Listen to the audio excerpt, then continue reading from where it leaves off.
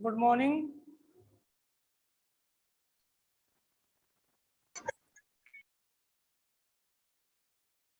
Good morning. Good morning sir. बेटा class morning sir. ठीक है आपकी? No sir. काफी टाइम हो गया क्लास हुई नहीं आपकी।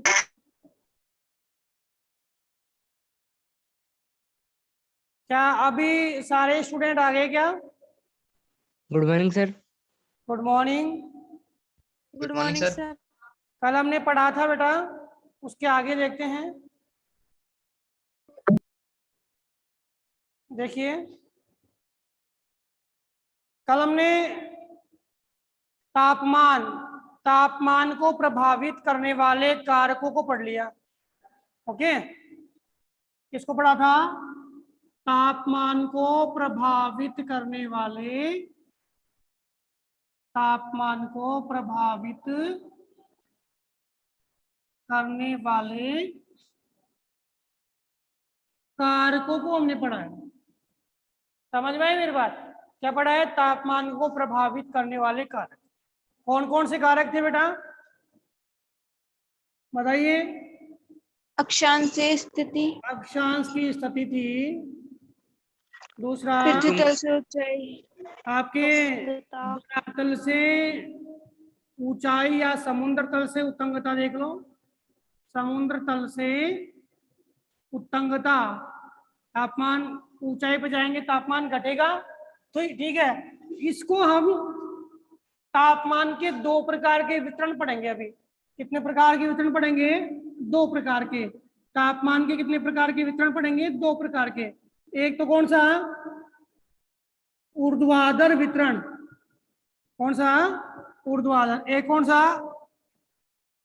क्षैतिज वितरण। एक तो ऊर्ध्वाधर वितरण पढ़ेंगे, एक कौन सा पढ़ेंगे? क्षैतिज वितरण।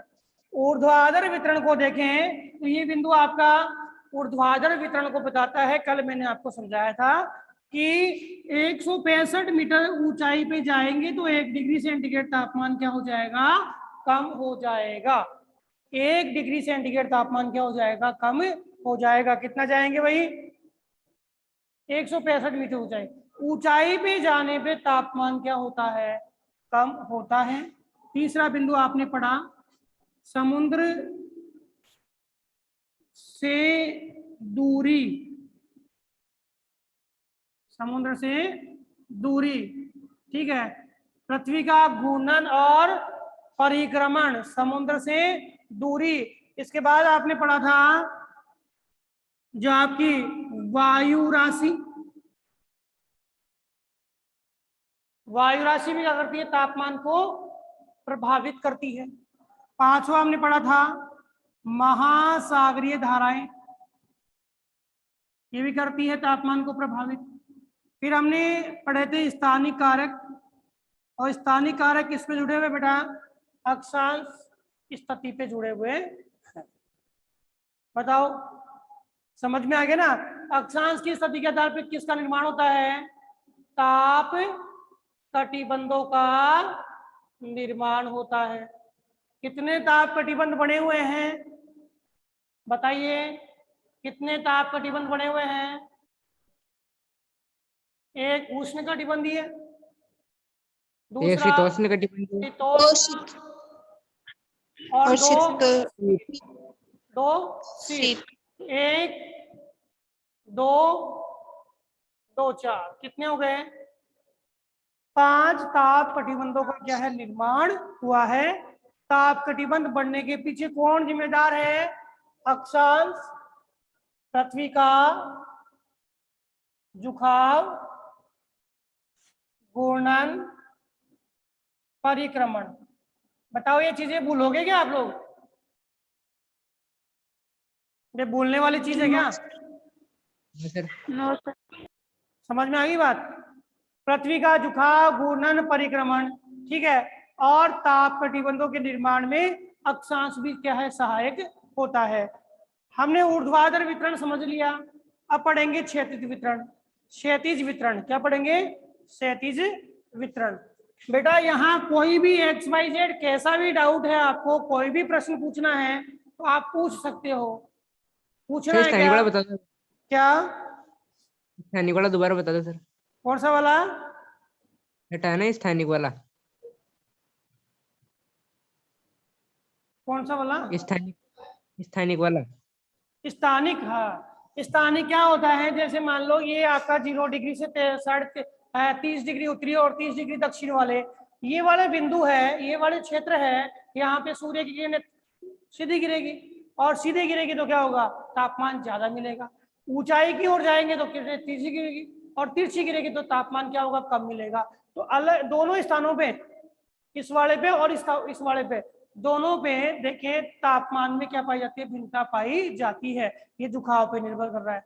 दूसरी बात, जैसे मान लो ये पर्वत श्रृंखला है, ठीक है, इस पर्वत श्रृंखला के एक तो इधर है गांव और एक इधर है गांव। अब सूर्य का उदय और क्या है, इस साइड ताप मिल रहा है, तो इस गांव में टेम्परेचर क्या होगा, ज्यादा। Yes sir. और अपोजिट में क्या होगा, कम। कम। ये तो मैंने एक छोटी सी उदाहरण देके बताया है। ऐसे देख लो कि जो 0 डिग्री भूमध्य रेखा के पास जो क्षेत्र है, वहां पे टेम्परेचर क्या होगा, अधिक होगा। और ऊपर जाओगे तो 23.5 डिग्री भूमध्य, सॉरी, आपकी कर्क रेखा और मकर रेखा में टेम्परेचर अधिक होगा। और इसके ऊपर जाओगे तो टेम्परेचर में क्या आएगा, बदलाव आता चला जाएगा। ठीक है, मैदानी भागों में टेम्परेचर ज्यादा होगा पहाड़ी भागों की तुलना में, क्योंकि पार्थिव जो है तरंग है वो उसको क्या है, ऊष्मा प्रदान करेगी। बताओ, स्थानिक कारक समझ में आ रहा है? भाई पहाड़ का, मैदान का ले लो, निम्न अक्षांश का, उच्च अक्षांश का ले लो, समुद्र क्षेत्र का और आंतरिक भाग का ले लो। उदाहरण तो ले सकते हो ना, भाई समुद्र तल का जो क्षेत्र है वहां पर स्थल समीर, जल समीर चलती है, तो वहां टेम्परेचर बराबर होगा, ज्यादा अंतर नहीं आएगा। आंतरिक भाग में जाओगे तो वहां पे गर्मियों में अत्यधिक गर्मी, टेम्परेचर बहुत ज्यादा, और सर्दियों में बहुत कमी, यानी टेम्परेचर बहुत कम, तापांतर में क्या आएगा, अंतर आएगा। तो ये कौन सा कारण हुआ बेटा, स्थानिक कारक। अब बताओ, आएगा बेटा समझ में स्थानिक कारक? Yes sir. स्थानिक कारक ये बताता है कि सभी स्थान जो हमारे विश्व में हैं, सभी स्थानों में एक समान तापमान नहीं पाया जाता, और वह तापमान की भिन्नता उस स्थान की अवस्थिति पर निर्भर करती है। कौन से डिग्री अक्षांश में स्थित है, कौन से क्षेत्र में है, सामुद्रिक तटीय भाग है, आंतरिक भाग है, बाहरी भाग है, पोल का क्षेत्र है, निम्न अक्षांश का क्षेत्र है, पर्वतीय क्षेत्र है, या मैदानी भाग है। ये सारी की सारी स्थितियां उस स्थान के तापमान को सुनिश्चित करती है। समझ में आ गया? अब हम बढ़ते हैं तापमान का क्षैतिज वितरण। तापमान का क्षैतिज वितरण, क्षैतिज वितरण के लिए मैं आपको एक स्लाइड शेयर कर रहा हूं, और आप उसके माध्यम से आराम से आपके तापमान के क्षैतिज वितरण को समझ जाएंगे। देखिए,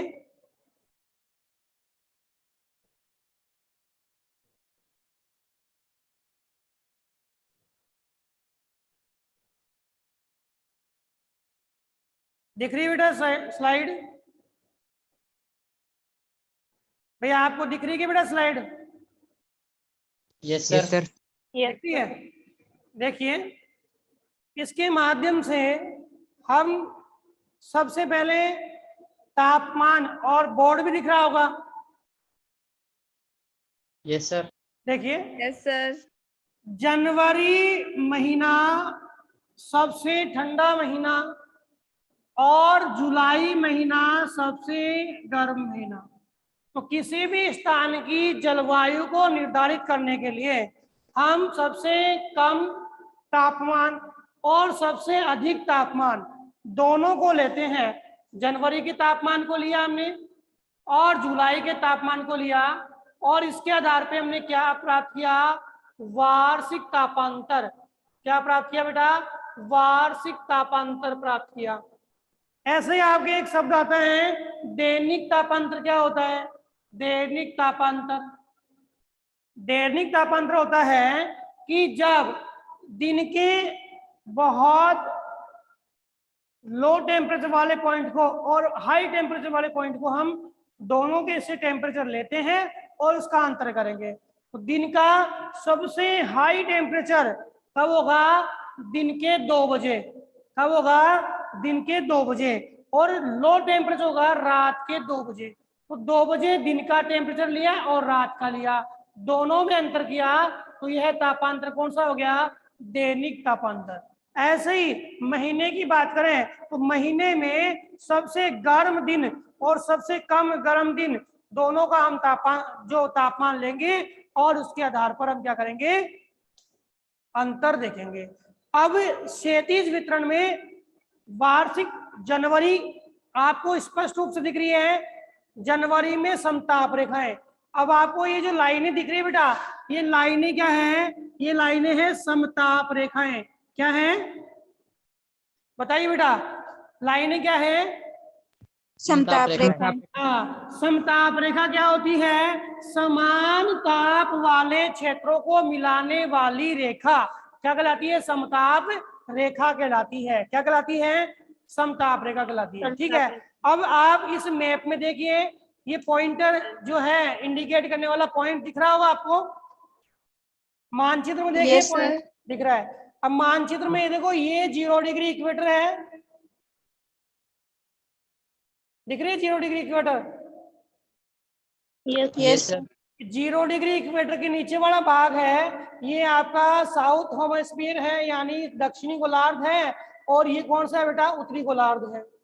ठीक है, तो जनवरी में जो तापमान की समताप रेखाएं हैं उनकी स्थिति स्पष्ट रूप से आपको कहाँ दिखाई देती है? उत्तरी गोलार्ध में दिखाई देती है।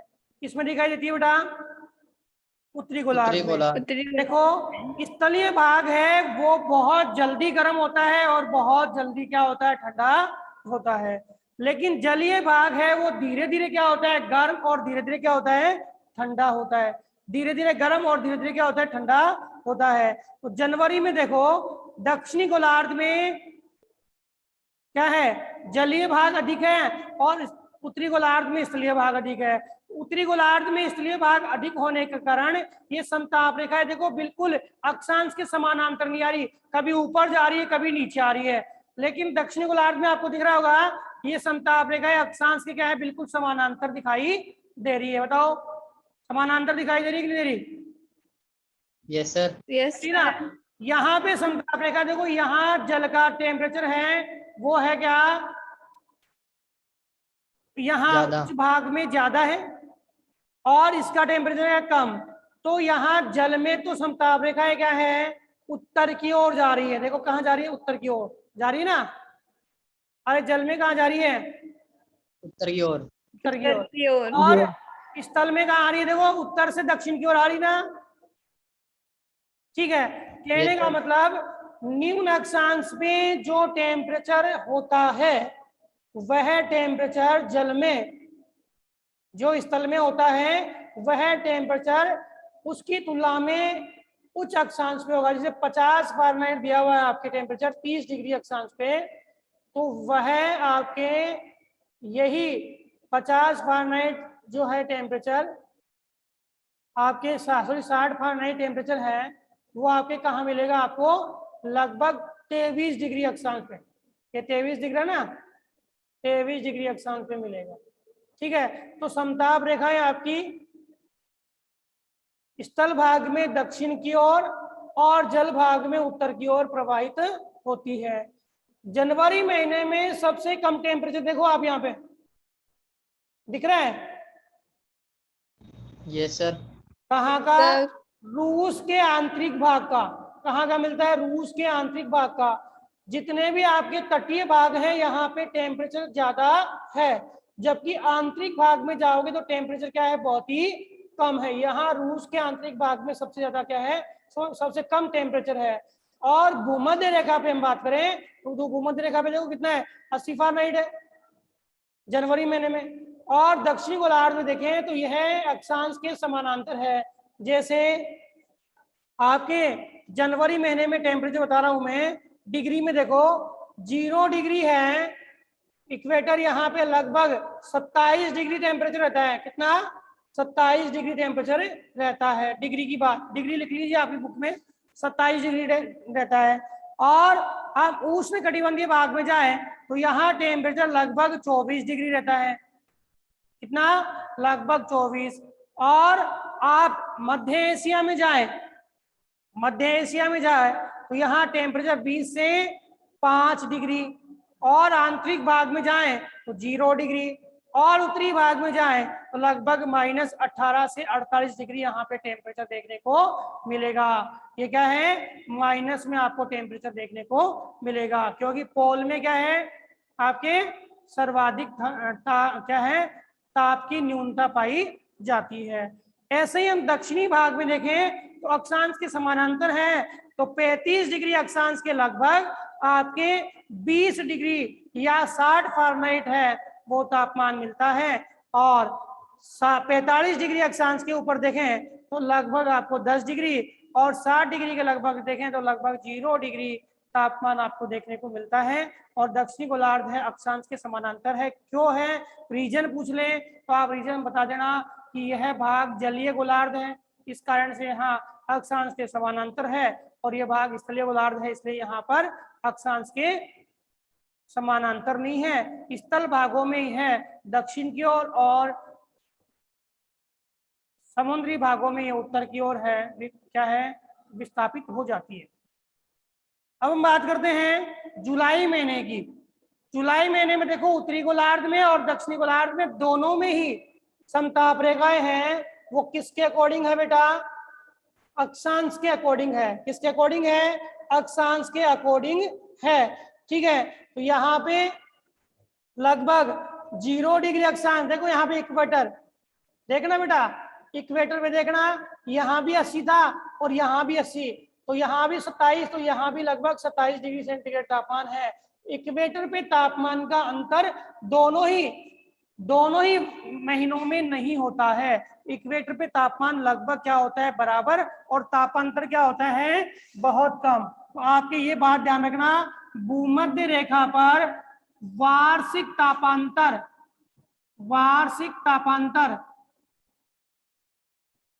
कैसा होता है बेटा? कम होता है। भूमध्य रेखा पर वार्षिक तापांतर क्या होता है? कम। लिख लीजिएगा, भूमध्य रेखा पर वार्षिक तापांतर कम होता है, क्योंकि यहाँ पर विषुव की स्थिति होती है। किसकी स्थिति होती है? विषुव। तो गर्मियों में भी उतना ही तापमान और सर्दियों में भी उतना ही तापमान रहता है।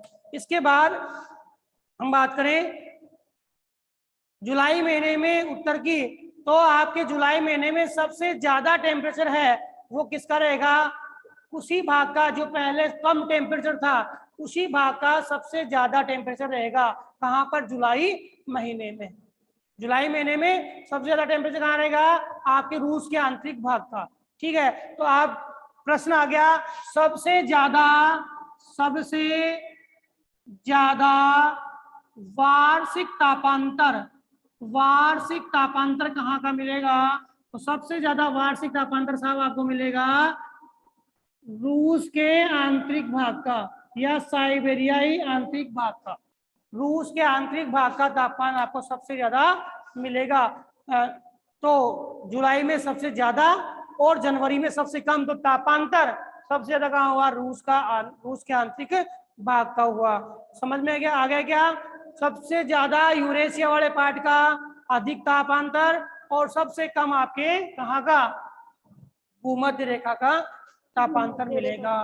तो मेरी बात समझ में आ गई कि बेटा समताप रेखाओं की स्थिति जनवरी और जुलाई के महीने में समझ में आ गई क्या? Yes sir. आ गई ना? देखिए, यस सर। इसके बाद आपके नेक्स्ट टॉपिक आता है तापमान का व्युत्क्रमण। तो ऊर्ध्वाधर वितरण और क्षैतिज वितरण दोनों ही समझ में आ गया। मैं लिखवा रहा हूं, वो प्रश्न भी लिख लेना। प्रश्न है तापमान के क्षैतिज और ऊर्ध्वाधर वितरण को समझाइए। तापमान के क्षैतिज और ऊर्ध्वाधर वितरण को समझाइए, ये आपका प्रश्न है। ठीक है, और कल आपका प्रश्न हो ही गया था, तापमान को प्रभावित या नियंत्रित करने वाले कारकों का उल्लेख कीजिए। ठीक है, अब अगला टॉपिक आता है तापमान का व्युत्क्रमण या विलोमता। तापमान का व्युत्क्रमण या विलोमता। देखो क्या होती है तापमान का व्युत्क्रमण। अभी हमने पढ़ा सामान्य बात, तापमान ऊंचाई पर जाने पर क्या बताइए, ऑप्शन है बढ़ता है, घटता है, बराबर रहता है, बताइए। घटता है। घटता है या घटता बढ़ता है? घटता है। घटता है। ऑप्शन 1 2 3, तो दूसरा सही है क्या? Yes yes sir. Sir. Yes yes sir. बढ़ता है, लेकिन कुछ परिस्थितियां ऐसी होती है वायुमंडलीय जिसके कारण तापमान घटने की बजाय क्या होता है, बढ़ता है। घटने की बजाय बढ़ता है। कुछ परिस्थितियां ऐसी होती है तापमान घटने की वजह क्या होता है, बढ़ता है। तो यह परिस्थितियां कौन सी है और कब बनती है? यह परिस्थितियां कौन सी है और कब बनती है? तो यह परिस्थितियां बनती हैं लगभग सर्दियों में। ठीक है। और यह स्थिति कहलाती है तापमान का व्युत्क्रमण। क्या कहलाती है? तापमान का व्युत्क्रमण। जब लंबी सर्द रातें हो, मौसम बिल्कुल साफ हो, मौसम क्या हो, बिल्कुल साफ हो, हवाएं नहीं चल रही हो, ऐसी स्थिति में आपके ऊपर की जो हवा है वो क्या हो जाती है, भारी हो जाती है, और ढाल के सहारे घाटियों में उतरती है भारी होने के बाद। ठीक है। और घाटी की हवाएं हैं वो कैसी है बेटा, गर्म है, और ये क्या हल्की है, और हल्की होने के साथ ये ऊपर जाती है, भारी हवाएं नीचे आई। ठीक है। भारी हवाएं क्या हुई, नीचे आई, और ये हल्की हवाएं क्या होती हैं, ऊपर की ओर जाती है। स्थिति क्या होती है, घाटी का तापमान जो था वो आपका इन हवाओं से प्रेशर क्या होता है, बहुत ज्यादा बढ़ जाता है। घाटी का प्रेशर क्या होता है, बहुत ज्यादा बढ़ जाता है, और प्रेशर ज्यादा होने का मतलब है घाटी में तापमान बढ़ जाता है। घाटी में तापमान कम हो जाता है। घाटी में क्या होता है, तापमान कम हो जाता है। ठीक है। जबकि तापमान ऊपर जाने पे कम होना चाहिए, लेकिन तापमान नीचे आने पे क्या हो रहा है, कम हो रहा है। ये ऊपर जाएगी गर्म हवाएं तो तापमान क्या होगा, बढ़ जाएगा। समझना है क्या होता है, लंबी सर्द रातें होती है तो ऊपर की हवा क्या होती है, ठंडी होती है, ठंडी होने के बाद वो भारी होगी, और स्वभावतः भारी हवा क्या होती है, नीचे की ओर आएगी। अब भारी हवा कैसी है बेटा, ठंडी है, क्या है, ठंडी है, और ये ठंडी हवा नीचे की ओर आएगी तो तापमान क्या करेगी, सॉरी दाब को बढ़ा देगी। किसको बढ़ाएगी, दाब बढ़ जाएगा, और दाब बढ़ेगा इसका मतलब टेम्परेचर क्या होता है, दाब के साथ घट जाता है। टेम्परेचर क्या होगा, घट जाएगा। कहाँ का घटा बेटा, नीचे का घटा, और ऊपर ये गर्म हवा गई तो यहाँ इस हवा ने क्या किया, टेम्परेचर बढ़ा दिया। सामान्य बात देखना, उसके बाद याद होगी चीज। ऊपर जाने पे टेम्परेचर क्या होता है, घटता है। ऊपर जाने पे टेम्परेचर क्या होता है, घटता है। धरातल के पास टेम्परेचर क्या होता है, बढ़ा हुआ होता है। लेकिन स्थिति विपरीत हो गई, धरातल के पास तो टेम्परेचर कम हो गया और ऊपर टेम्परेचर बढ़ गया, ऊपर टेम्परेचर बढ़ गया। तो ऐसी स्थिति को हम बोलते हैं तापमान की विलोमता। तापमान की विलोमता कब होती है, सर्दियों में आपने देखा वो धुंध होती है, अपने कोहरा जिसे बोलते हैं, कुआसा, धुंध कोहरा कुआसा सर्दियों में हमारे होता है। तो ये सर्दियों में धुंध कोहरा कुआसा होता है तो क्या होता है कि जो वायु है ऊपर वाली बहुत भारी हो गई, ये वायु क्या होती है नीचे की ओर आती है। अब वायु नीचे क्या है, नीचे आपकी गर्म हवा है, हल्की है, जैसे ही वायु आएगी इस गर्म हवा को ऊपर की ओर धकेल देगी, ऊपर की ओर चली गई तो गर्म हवा ऊपर गई और ठंडी हवा नीचे आई। तो ठंडी हवा जैसे नीचे आई तो उसने नीचे का टेम्परेचर है डाउन कर दिया, और गर्म हवा ऊपर गई तो उसने ऊपर का टेम्परेचर क्या कर दिया, बढ़ा दिया। ऊपर का टेम्परेचर घटने की वजह क्या होगा, बढ़ जाता है, और नीचे का टेम्परेचर है वो बढ़ने की वजह क्या होता है, घट जाता है। इसी स्थिति को हम बोलते हैं तापमान का व्युत्क्रमण विलोमता। व्युत्क्रमण का मतलब उल्टा भी तो होता है, यस सर। विलोम का मतलब ही क्या होता है, उल्टा। मतलब सामान्य जो प्रक्रिया है उससे विपरीत प्रक्रिया होती है। ये कब होती है कि लंबी सर्द रातें हो, मौसम बिल्कुल साफ हो, किसी प्रकार की कोई हवा नहीं चले, इस स्थिति में ऐसी क्रिया होती है। और लगभग हमारे यहाँ सर्दियों में क्रिया देखने को मिलती है। देखना धुंध हो जाती है, कोहरा आ जाता है, कुआसा आता है, ओस, ओस भी तो गिरती है, क्या करती है, ओस भी गिरती है। ये स्थिति आपकी तापमान के व्युत्क्रमण की स्थिति है। क्या है भाई, तापमान के विलोमता की स्थिति है। बताओ समझ में आएगी मेरी बात? Yes sir. Yes sir. आ गई सर। आगे ना बताओ, तापमान की विलोमता जो है वो कब होगी, सर्दियों में होगी। इसके लिए आवश्यक दशा लंबी सर्द रातें, मौसम साफ होना चाहिए, ठीक है। और ये पर्वतीय क्षेत्रों से पढ़ेंगे आगे, पर्वतीय क्षेत्रों से जब हवा दक्षिण की ओर चलती है यानी घाटियों में चलती है तो इसको हम बोलते हैं पर्वतीय समीर। क्या बोलते हैं, पर्वतीय समीर। और जब हवा घाटी से पर्वत की ओर चलती है उसको बोलते हैं घाटी समीर। क्या बोलते हैं, घाटी समीर। इसको हम पढ़ेंगे, ठीक है। तो घाटी समीर और पर्वतीय समीर विलोमता का एक परिदृश्य प्रदान पैदा करते हैं। बताओ क्लियर, आ गया ना बेटा? यस अरे कोई सर। प्रश्न करना है कि इसमें? चलो, इसके बाद दो बिंदु और है आपके। एक तो है बेटा प्लेक का नियम, प्लेक, प्लेक ही है, ठीक है, प्लेक का नियम है। तो प्रश्न लिख लेना, तापमान की विलोमता को स्पष्ट कीजिए, ठीक है। और मैंने नोट्स कल वाले भेज दिए थे, आज वाले और भेज दूंगा। प्लेक का नियम, प्लेक का नियम क्या बोलता है कि कोई भी पदार्थ एक्स वाई जेड, कोई भी पदार्थ है वो जितनी ऊष्मा ग्रहण करेगा और पदार्थ में जितनी ज्यादा एनर्जी होगी वह विकिरण भी उसी स्थिति में करता है। कहने का मतलब पदार्थ जितना ज्यादा गर्म होगा उसमें ज्यादा ऊष्मा होगी तो विकिरण जो होगा वह उसी स्थिति में होगा। ज्यादा गर्म है तो कौन सी तरंगों के रूप में करेगा, लघु तरंगों के रूप में करेगा। और कम गर्म है तो कौन सी में करेगा, दीर्घ तरंगों के रूप में करेगा। दीर्घ तरंग। गर्म होने का मतलब यहाँ ये नहीं कि कोई बर्तन गर्म हो गया साहब, ठीक है, आप बोले साहब ये गर्म हो रहा है, दूसरा बर्तन भी गर्म हो, ये ज्यादा, ये नहीं, उससे आग की लपटें निकलनी चाहिए। अगर किसी पदार्थ से आग की लपटें निकल रही है तो उसका जो उत्सर्जन होता है या विकिरण होता है वो लघु तरंगों के रूप में होता है। और जो वैसे गर्म है, जो जिसे आग की लपटें नहीं निकल रही है, वो क्या है, आपके दीर्घ तरंगों के रूप में होता है, जैसे सूर्य और जैसे पृथ्वी। समझ में आया क्या? एक और है विशिष्ट ऊष्मा, विशिष्ट ऊष्मा, विशिष्ट ऊष्मा, ये प्रश्न कर लेना प्लेक वाला भी।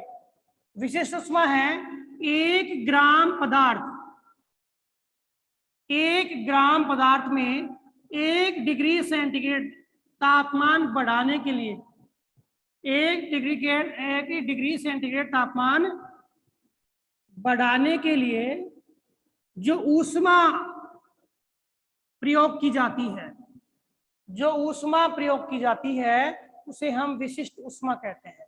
यानी 1 ग्राम पदार्थ है आपका, उसमें 1 डिग्री सेंटीग्रेड तापमान बढ़ाने के लिए हम जो ऊष्मा प्रयोग करते हैं उस ऊष्मा को क्या बोलते हैं, विशिष्ट ऊष्मा कहते हैं।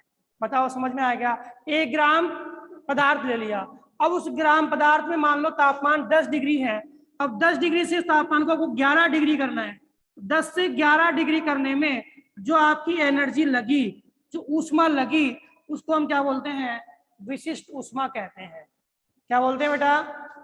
विशिष्ट ऊष्मा विशिष्ट ऊष्मा। कहते हैं। विशिष्ट ऊष्मा। बताओ आगे के समझ में?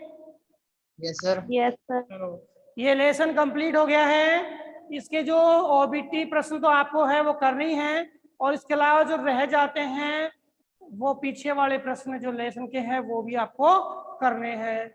बताओ, ठीक है बेटा? Okay sir. Yes sir. Okay, thank you sir. Thank you बेटा।